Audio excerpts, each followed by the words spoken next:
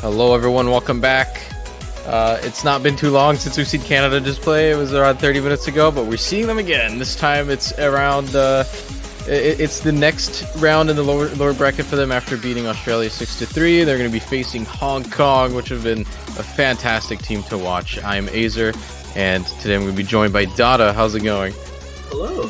It's quite a late match here, but we have a tube match block going on. We have Canada versus Hong Kong in the losers bracket, and I believe we'll have America versus South Korea coming in 30 minutes. But Canada just had this really fun match against Australia. It was very back and forth at points. We had some questionable decisions on both teams. I saw some funny moments, but hopefully they have they get their mental back together for this facing this phenomenal Hong Kong team, which looked really good against Indonesia. Yeah, and just to clarify what's going to be going on here, because we have a little bit of a weird overlap. So there are now two streams streaming this match for the time being. So if you're watching this on the B stream, this will stay on Canada versus Hong Kong the whole time. But since there's no current match going on the A stream right now, we're going to be streaming this match for around 30 minutes until it's time to watch USA versus South Korea. So you get half of a match. If you want to keep watching this one, you can head on over to the B stream. But for now, we're watching this one. Well, I'm kind of curious to see if the bans and picks are going to kind of shadow what we just saw from Canada against Australia.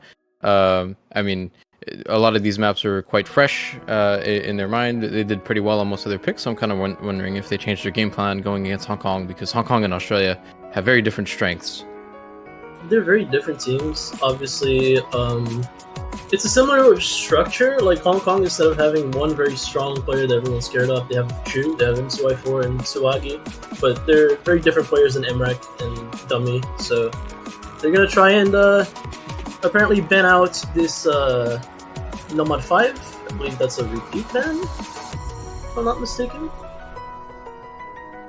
And then Hong Kong instantly banning both the stamina map on DT2 and the A8 hidden map, a little bit unpopular this week on Hidden Chu. Yeah, it's a bit of a harder one, I think. Not a lot of teams comfortable with that one. We've seen that probably be the most common ban, if not banned in every single match so far. So, not too surprising to see that one, honestly. Nomad 5 also kind of this very polarizing map. It's hard to tell whether teams can even play that or not. There's not a lot of good reference for it. It's a very unique map in that regard, so yeah, also apparently Canada didn't ban Nomad 5 last match. Who banned it? Australia was the one who banned it, so and then they're going to be banning Fremod 3 as well. So one of the strengths of Hong Kong that low AR and Fremod kind of roster just being taken away from them. Oh, so, absolutely. It's a weird thing to see one team prioritizing that low AR ban, and then the other team countering right back with the low AR Fremod being taken away. So a little bit interesting, but it is just a question of individual comfort on the maps. I think it's a lot of mutual respect for that skill set on both teams. I will say from experience, Canada has lost that type of Fremod 3 pick to Hong Kong too many times. So even though the rosters are very different now, you still have to respect the range of scores that they can put out. I think the Hidden 2 ban on Hong Kong side, though, I think is just, like I said, that map is just hard for any team to field 4 players for, I feel like. So I don't think that one is specifically targeted at the Canadian team as opposed to Fremod 3 definitely being targeted against the Hong Kong team. And we will be seeing some DT3, some good old DNB as the first pick of the match here. Lovely. This has been a really popular pick, I think, this weekend. We've seen a lot of teams. So we've seen a couple of scares on it, like a couple teams that were expected to win it, just kind of have unfortunate breaks on one of the guys, but a lot of teams trying to like head straight into it and pick it early on in the match. So, do you think this favors Canada by a slight amount? Like Hong Kong, not really. I think so. For like a high RDT kind of. I think a very large amount actually. Canada just has all these really well-rounded players for this type of. I don't know if you consider this unconventional DT, but it's definitely not your regular DT3, right? It's got so much slider aim, a little bit of tech elements. Canada has a lot of players that come to mind for that, and I think Hong Kong definitely has those to match, but I don't think as a four-man team they will. So that's probably what Canada's seeing here. Probably looked at the score difference. I believe this was played in both of their previous matches this round. And I mean, we saw Canada do a really, really good performance on it, so they're feeling comfy on it again. Definitely looking to unleash UK with this one. Saw a pretty disgusting score last time. I believe last time on ET3, which is this right here, they actually forewent having the UK in the lineup, and they lost the map by around 100,000 points to Australia. So they had a couple of unfortunate breaks. I believe it was kind of one of those maps where you see like a couple of breaks and then you think, oh, we've lost this one, like Australia threw it away, and then it got thrown right back. So let's see if UK stepping into the lineup will make it a little bit easier, maybe make it a little bit of a more comfortable victory for Canada instead of a very close defeat. Yeah, I'm definitely not counting out Hong Kong though. I mean, even though on paper this is definitely a strong advantage for Canada, they also feel this way considering this is their first pick. But I mean, the things that we've seen Suwagi and MCY4 do this tournament is kind of insane. No, these guys are legit. Like, if you're looking at this Hong Kong roster, you are banning and picking around these people. So let's head right into the map here. Is that an early break I just heard, or? Oh, it looks like they're all good at the very beginning, but even right away, small accuracy lead. It's not going to be very meaningful considering this is really lengthy, even for a DT map. I think for Hong Kong here, they're definitely looking to pick around those two players, obviously, but I think they also have certain map types where they definitely have very, very strong supporting players around them. Fremont 3 would have been a really good map, I think, for them. In terms of supporting, I think they have a really well-rounded roster, but I mean, immediately going off of this, already 3 breaks before the map even starts. It's already only just Suwagi against a mountain here. It seems to be a very well-researched pick for Canada here. Absolutely, I think just this overall 4-man DT lineup for Canada is very, very scary. And Hong Kong, they don't have the same issue of speed they had in a couple of years prior, where they didn't really have a full lineup, but they obviously aren't feeling that comfortable on this pick. So, good first pick for Canada here, already off to almost a 500k lead, and 4-way heading into the end of the first guy. Yeah, it's worth noting one more time. I don't know if that's really considered an advantage or not, but we kind of just played a full-length match right before this one. They're running kind of a marathon this evening for them. 2 matches back-to-back. They are all extremely warm. So this kind of pick, I think you would expect kind of benefits from that a little bit. Hong Kong a little bit early over there right now, so might still just be warming up. They need to have that first couple of maps played before they're all on board. I'm not sure if it would have really made a difference considering how insane Canada's playing this right now, but okay, Curtis does finally find the first miss for the Canadian team. I mean, what can you really do against that? And Hong Kong isn't having a bad time either. Like, Suwagi is still holding strong. F2X not too far behind, but it's, as you said, just the might of this 4-man DT Canadian roster is just, it's something to behold, really.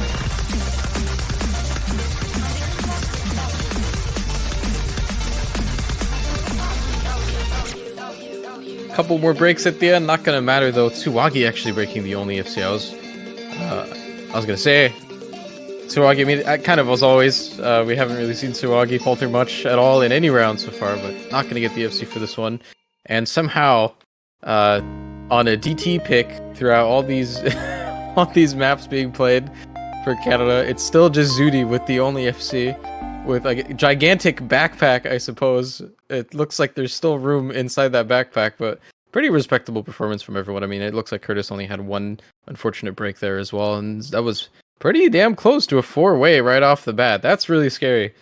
Yeah, 4-man, or not 4-man, a 4 million almost performance from Canada in a semifinals DT pick. Very, very respectable. And as we said before, Hong Kong didn't play bad. Like, they came to play, they had a respectable set of scores in their own right, but it is just not possible to win when everyone's firing on all cylinders like they have here. But let's see what they pick next. I'm expecting Hong Kong to like head more into the kind of like flow-in side of the pool, like maybe number 3, hidden 3, hard rock 3, stuff like that, where they can really like take it away from a couple of the more mechanic intensive picks and try to hope for the Canada special, really. Like, so a couple of very unfortunate breaks, and then like leading into like a 100k or 50k map loss, like it'll happen a lot of times in the Australian match.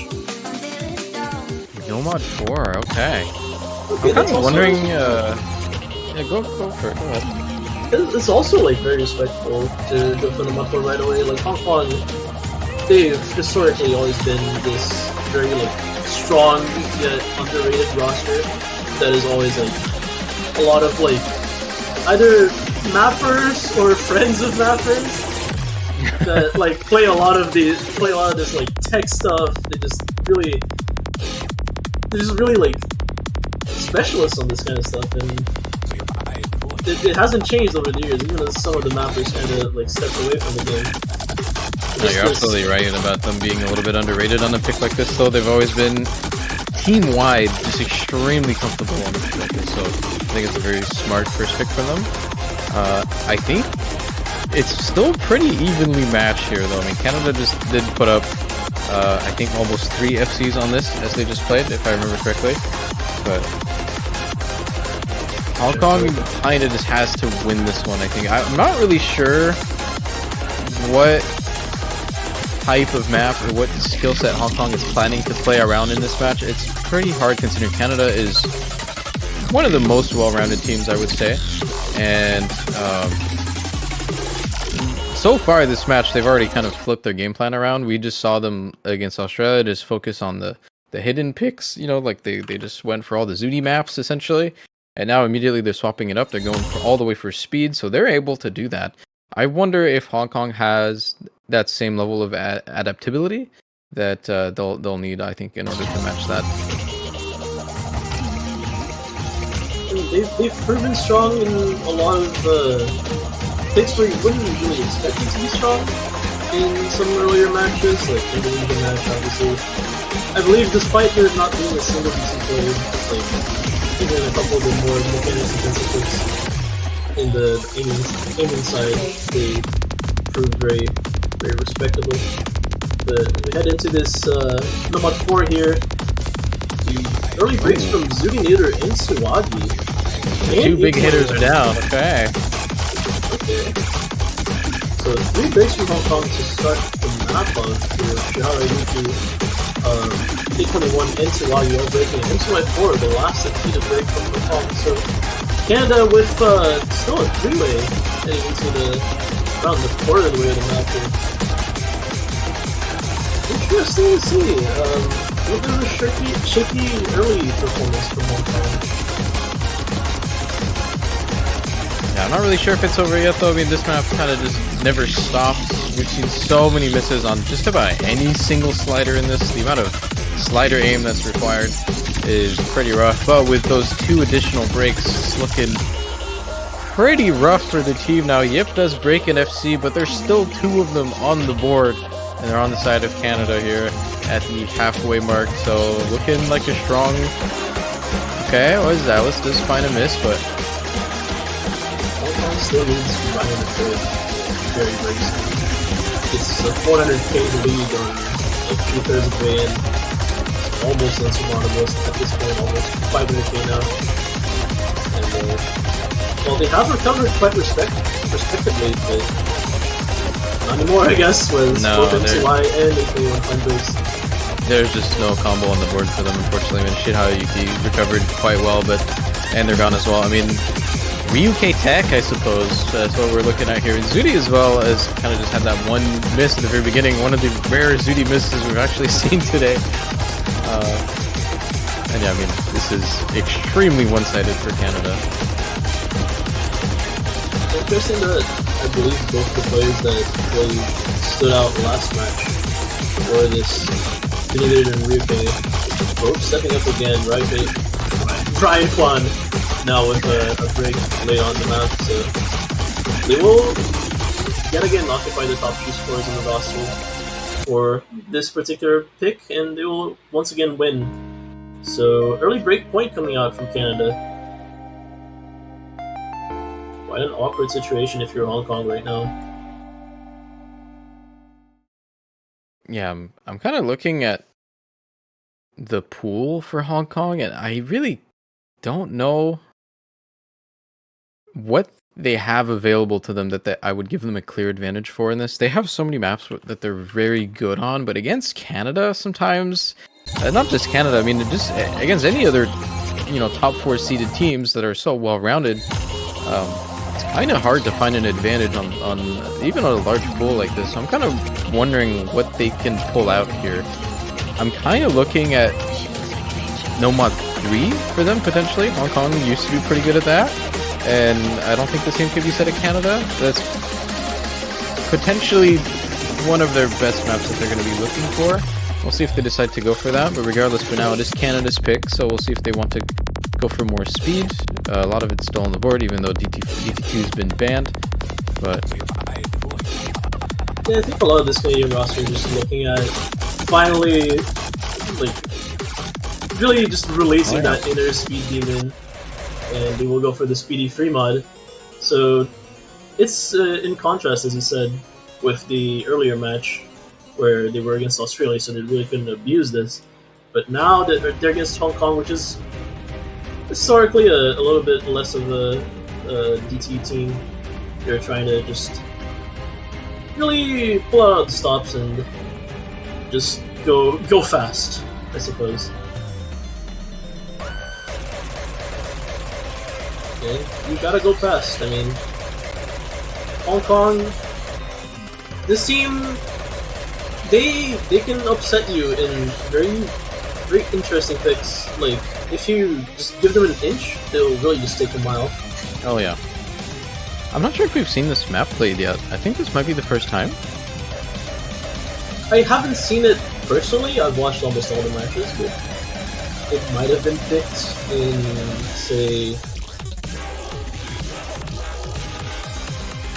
like the very earliest match, which I wasn't awake for. Yeah, I don't think this has been played yet, so this is gonna be the first time we see this.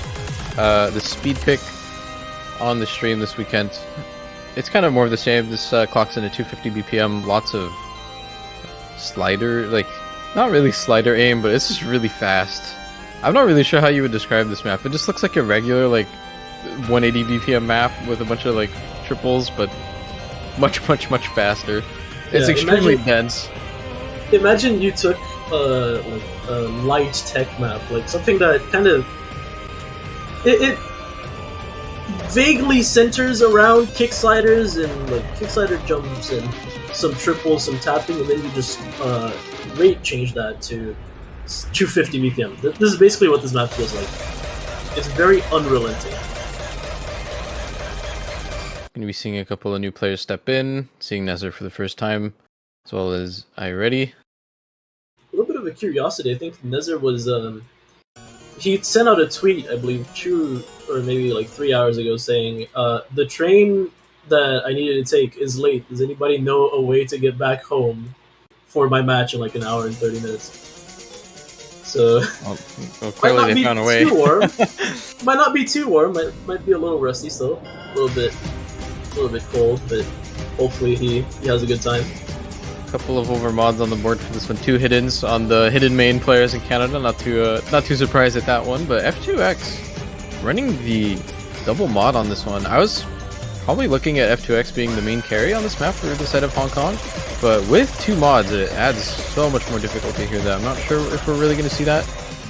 So far, again, a very early lead for Canada, even though Curtis did find a miss, but there's more to be found on the side of Hong Kong. Yeah, very early breaks from the side of Hong Kong. Only Shua, UK, I believe, played in the FC still. Meanwhile, on the side of Canada, only Curtis really using that combo. So, a strong core of Xylus, Zoonator, and Ryuke all holding strong. It's honestly what you would expect from a pick like this. this map's already over. Basically This is. Okay, we'll find a break near the halfway mark though, but still UFC says 0. Yeah, these speed maps, man. When your roster isn't made for them, it's so rough to catch up to rosters that are kind of made for them. So.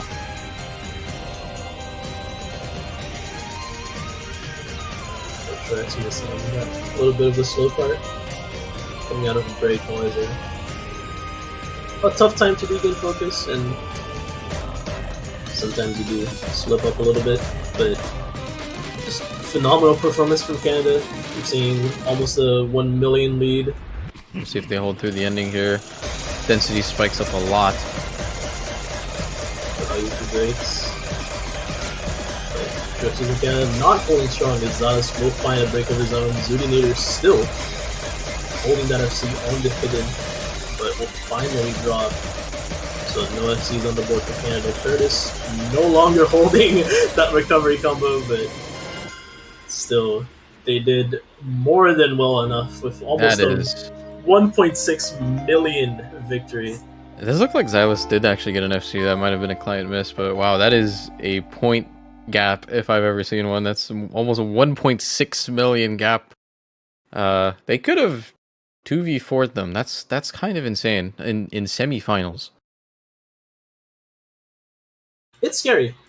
I mean, if you're Hong Kong, you're already mentally ready for this. You already knew that, you know, we're gonna try for speed. We're gonna try on their picks.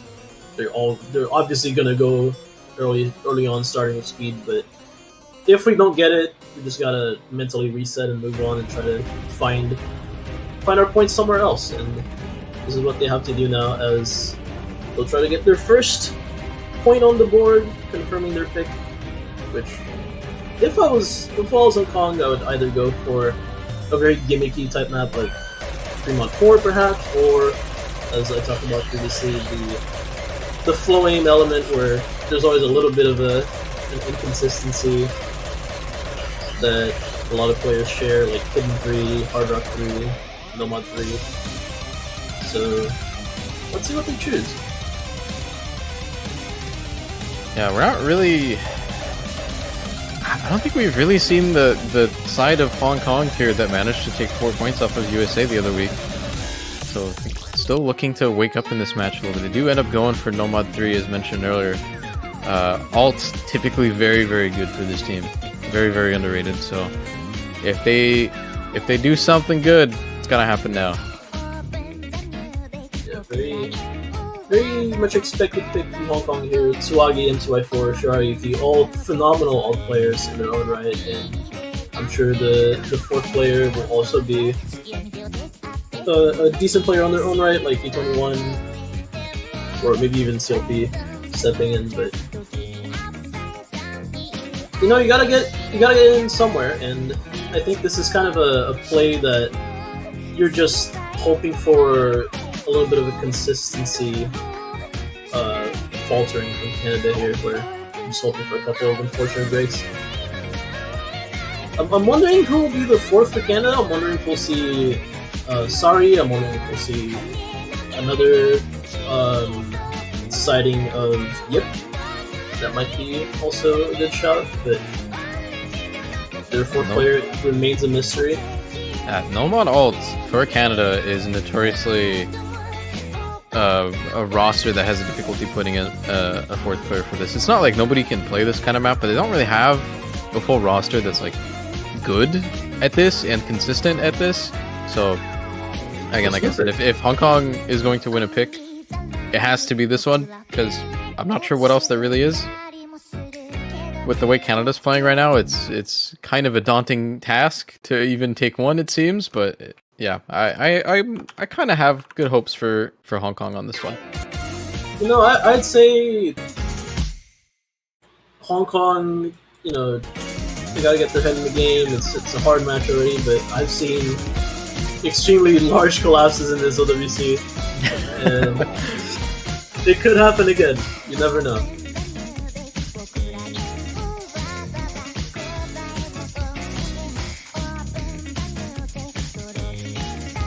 get into the map here. Nobody yet to miss. I mean, immediately just seeing, like, immediate difference. Every other map so far just immediately swung into Canada's favor. Lots of early misses on the Hong Kong. None of that this time around, and they even have an accuracy lead.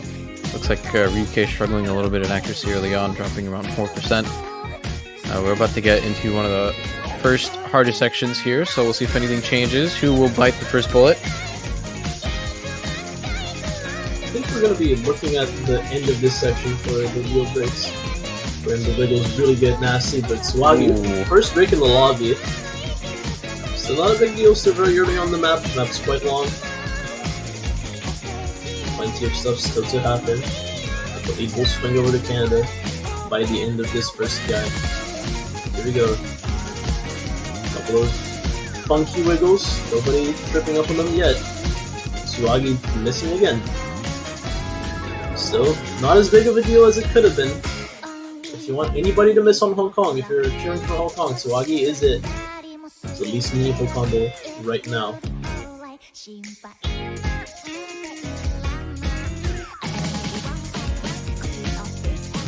We'll have to see if the rest of their players can actually hold it together, because, I mean, Suwagi's been pretty much the all-star for this team. So we're seeing a map here that isn't going so well for them, and we're seeing a couple more breaks, but it's traded on both sides. Nothing's really going to change. A21 and Zalus both finding a bunch of breaks at almost the same spot. Everyone's still holding strong though. We head into the second chorus. Canada still with a pretty stable lead. It's slightly growing. Everyone is so good at this pick currently.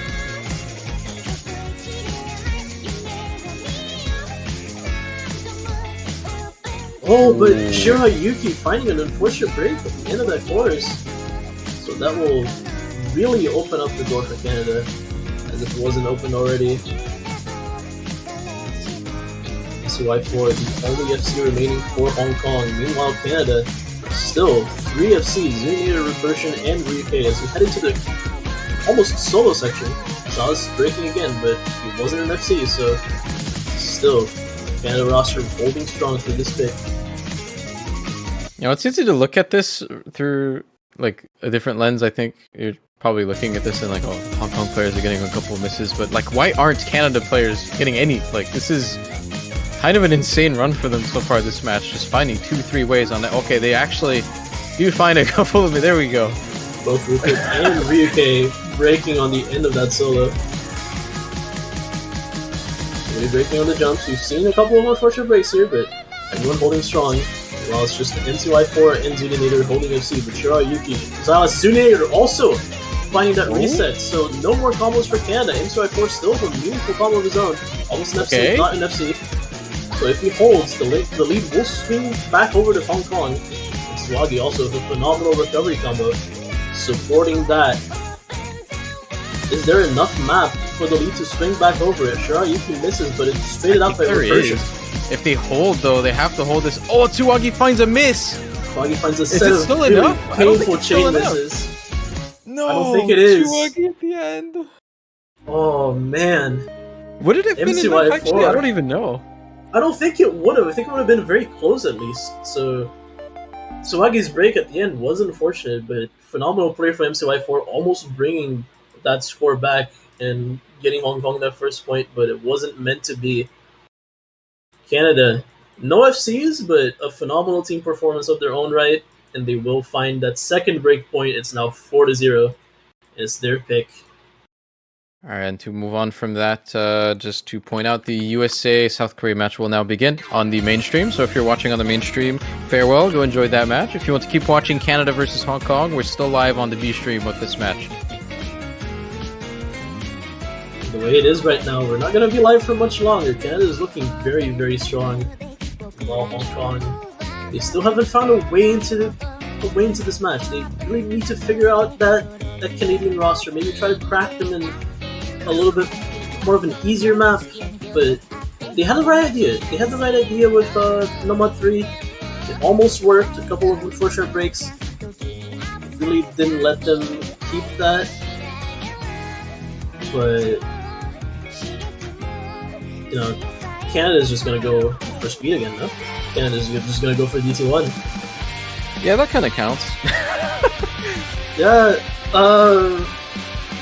man. I mean, it does. It does. I mean, it's not really typical DT1 then, so it does count. But like, I'm just thinking of the mental of the Hong Kong players. You already like kind of whiffed on 2 of your own picks, so to just see like this constant speed abuse, where you're just against like this very good speed roster, and you couldn't really like crack them on your own picks, and now it's the 3rd speed pick in a row.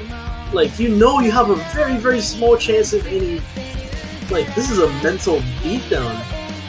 Like, you gotta stay strong. You gotta, like, at least try to, like, look on the bright side. Look at the light at the end of the tunnel. Maybe you can figure out a way to crack some points, to really get some, something going, because this is the final speed pick. Yeah, this is the last one that remains. There's nothing else after this. Maybe there's a No Machu angle where they still try to use the tapping, but it's not their speed. But, like, this is the last of the speed battery that Canada's using here, but it is really taxing. Like, we've both been on this spot before, I think, where you're that player with the speed disadvantage, and they can pick speed, and you can't, and you just get just submitted to this absolute gauntlet of maps you can't really mash them on. Like, it's a mental undertaking to go through that. Yeah, I mean, the Mod 3 was pretty close for Hong Kong. Maybe they can pull out some more picks after this one. They're gonna be similar, but I don't think there's one that really will parallel Nomad 3 for that. I mean, Nomad 3 was, I will say, was probably their best pick. So I don't know if they find, and they still barely lost that one, right? So what else are they going to find after this that they're going to be able to match Canada on? I think it's, like, strategically, it's pretty rough for Hong Kong here. It's really hard to, you know, determine what you can even play against a team that is pulling out all these FCs on every single map here, regardless of if it's speed or not. I mean, you have a little bit of a way into this map because, you know, it's not really that speedy. There's a lot of aim elements and, like, a couple of awkward parts that can trip up even the speedy players. And you have, like Curtis, where they're, like, specialists at speed, but maybe they'll trip up on some of the aim parts that they have an early break, but straight out by A21 and straight out by Nezar. So, Canada, like, just holding strong. I do believe this. I don't want to call this pick very early on because it's still very close, but they should win this. Every ounce of common sense in my body says Canada they win this DT pick, following the trend that they've been setting. But I mean, it doesn't look like Hong Kong's uncomfortable on this though. Like, everybody's still holding really good accuracy. There's a good chance that you might find some aim misses on this. Like, despite this having some speed elements, it is still an aim map for all of these players, right? Like, they don't really struggle with any of the speed in this at all, so you can definitely find a lot of random misses on some of these, like, wide jump angles that this map uses sometimes, so it's definitely not over yet, I will say, but... That is finding a break.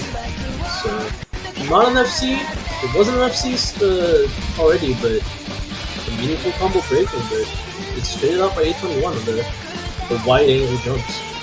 So it's 2 FCs on Hong Kong, but it's 3 FCs of Canada. It's still in reach. Nezar though, finding another break. It's ever so less likely. Everyone hitting that pattern, really. That pattern has caught so many people. Oh, Silence getting slow slider! Ah, but it's traded. It's traded. It's just F2X now.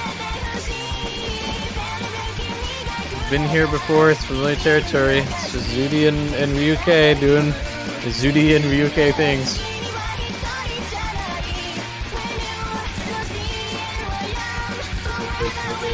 I think it's over. Alex, it's a 600,000 lead.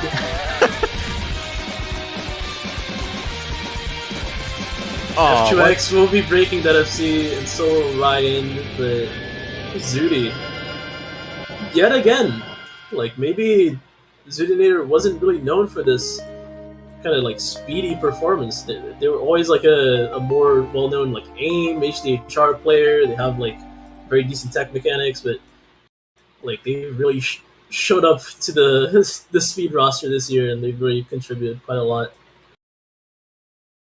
So phenomenal play from her, and phenomenal play from F2X as well, almost getting that FC. Ryan as well, very close. But it is match point to Canada.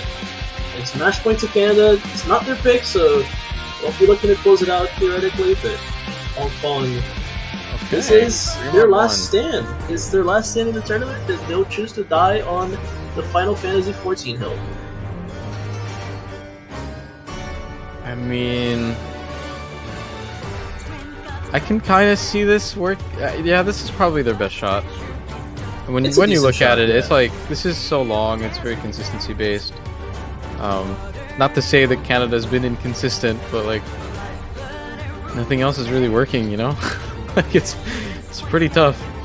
If you look at this last match Canada had, they did win this point, I believe, but it was very close against Australia, and both teams had a couple of shaky performances.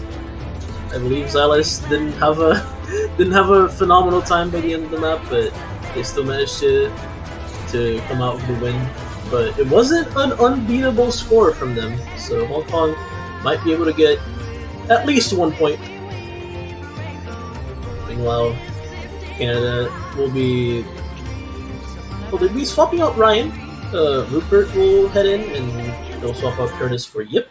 So that roster is still Xylus and Zudinator. I believe Zudinator might have played every map, if not every map. No, I but think one. I think they didn't play the DT3.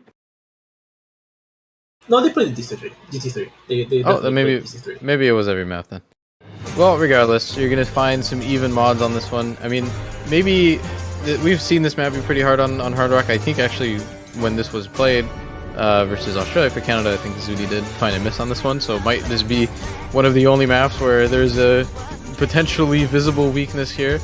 It is a little bit of a harder aim pick with Hard Rock, so maybe that's what Hong Kong is hoping for. But I mean, honestly, we haven't really been talking too much about it because it's kind of a given by now. But I think so far this tournament, like team-wide, we're kind of looking at, you know, Malashevsky and the likes and seeing how insane they're carrying. But I think not a lot of people know that, like, if you look at it statistically, Zudi's matching that every single week. Zudi is playing statistically as good as Malashevsky has been, so it might just show how much of an insane performance that we're actually seeing, and it seems to be continuing this weekend on so many different types of maps here. It's kind of crazy to look at and to go against for Hong Kong. I mean, it's just really hard to play against that. Zudi has definitely been the standout player for Canada. They haven't been quite as good as Malashevsky, but they have arguably a much greater supporting core behind. So just seeing these phenomenal scores coming out from her, it's very nice to see. And if you're a Canada fan, it gives you hope. It gives you hope that this team can go far and maybe score a top 3 spot.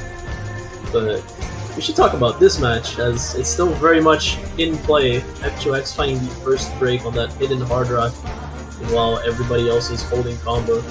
We've seen a couple players say that this map is easy to lose focus on, so it's a long endeavor. Try you keep finding another break on the side of Hong Kong, so does F2X, but it's traded by Zudi, so you can't really praise anyone without having them miss. Xylus also breaking, so it's True FC's to choose. Both the no mods. All mods are down here. But once again, it's Swagi and MCY4 for the side of Hong Kong. Both phenomenal players that really willed this roster forward, led from the front, from the vanguard, and against a couple of the lesser players from Canada, where they're not really like talked about as much, but they're obviously very solid. Yip and Reversion.